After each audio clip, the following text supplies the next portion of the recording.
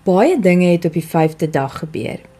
Judas het vir Jesus verraai, die disippels het hulle laaste maaltyd saam met Jesus gedeel, Jesus het hulle voete gewas, hulle het na die tuin van Getsemane gegaan, en Petrus het 'n diensknegt se oor afgekap.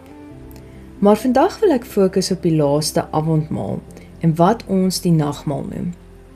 Elke kerk doen nagmaal op hulle manier. Party kerke doen dit 1 keer 'n kwartaal, ander hou dit elke eerste Sondag van die maand.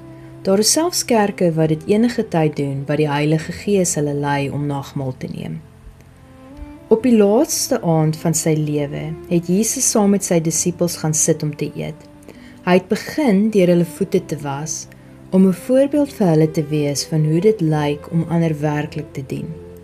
Toe het hy hulle tydens die maaltyd geleer van die nagmaal.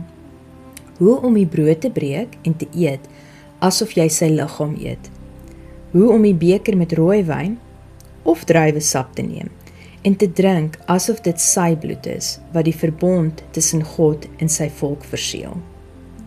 Ons leer later deur Paulus dat dit iets is wat ons enige tyd kan doen, om Jesus te onthou en te besin oor wat hy vir elkeen van ons gedoen het. Ons doen dit om nader aan hom te kom en om onsself te herinner aan die prys wat hy betaal het. Jesus nooi elkeen van ons uit om aan sy tafel te sit, maar so baie van ons hou terug omdat ons onwaardig voel. Ek wil direk oor hierdie gevoel praat. Jesus het die grootste prys denkbaar betaal om jou vry te stel. Hy het met sy eie bloed en sy eie lewe betaal. Daardie kosbare bloed wat vir jou gestort is, dit is wat jou vry maak.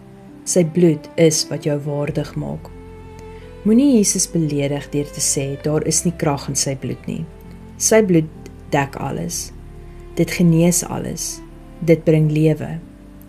Jy is waardig, want hy het gekies om die lam te wees wat geoffer is om jou vryheid te koop.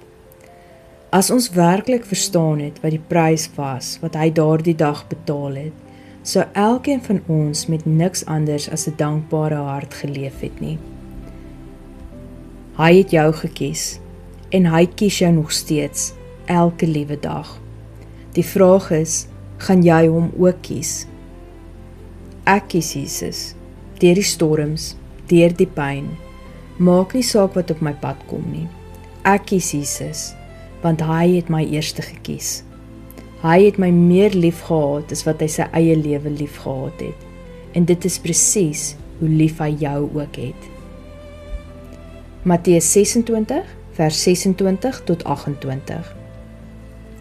Terwyl hulle besig was om te eet, neem Jesus brood en vra God se seën daarop. Toe breek hy dit in stukke en gee dit aan sy disippels met die woorde: Neem en eet dit, dit is my liggaam. En hy het die beker geneem en God daarvoor gedank. Hy het dit aan hulle gegee met die woorde: Drink almal daaruit, want dit is my bloed, wat die verbond tussen God en sy volk verseël. Dit word vir baie vergiet, sodat hulle sondes vergewe kan word.